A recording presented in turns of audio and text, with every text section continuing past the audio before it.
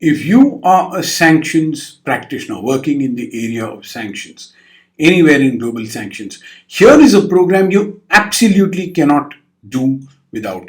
You need this program.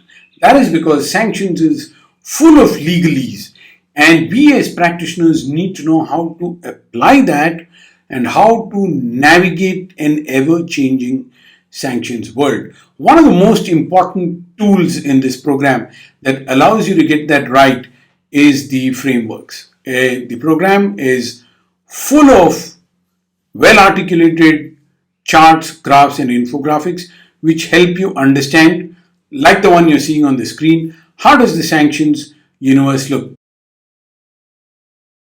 The next important thing that we look at in the program is a deep dive into the US Sanctions Framework. The US Sanctions Framework is extremely important because it is one of the largest sanctions programs and it has several moving parts. But for practitioners, the killer in this section is the way the US Sanctions Framework is assembled so that you can follow it through the various nuances in which it is implemented. Our next section is to look at specific US targets. And US targets are really important because the nuts and bolts of how US sanctions are applied are seen in how US targets specific countries. We go further and look at how other countries implement sanctions. In that, the first country that we pick is the UK to show you the similarities between how the UK follows US sanctions pretty closely, but also the finer points of difference. And then the European Union, which follows the US not as closely as the UK. For instance, the significant policy difference over Iraq in 2002 and events surrounding that. And then China, the emerging superpower, if not the completely emerged superpower.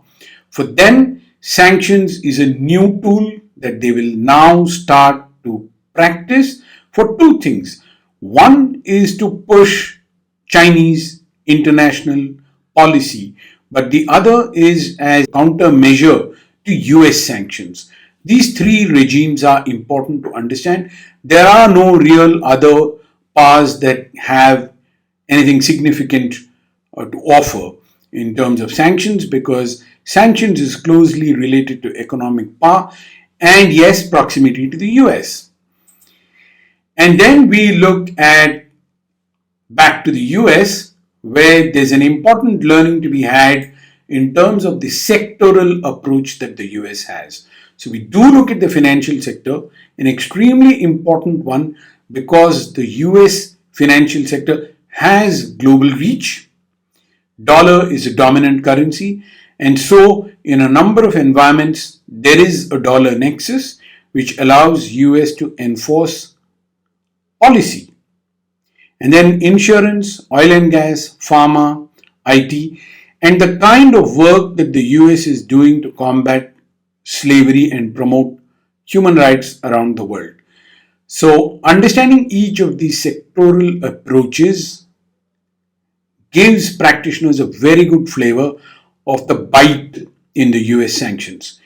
And through our rich exposition of frameworks, charts, infographics, cases, anecdotes, you will realize how sanctions are applied, how they are meant to be followed. And that's a lot easier using our approach than anything that you might achieve by actually wading through the law. Most important of all, sanctions are not static.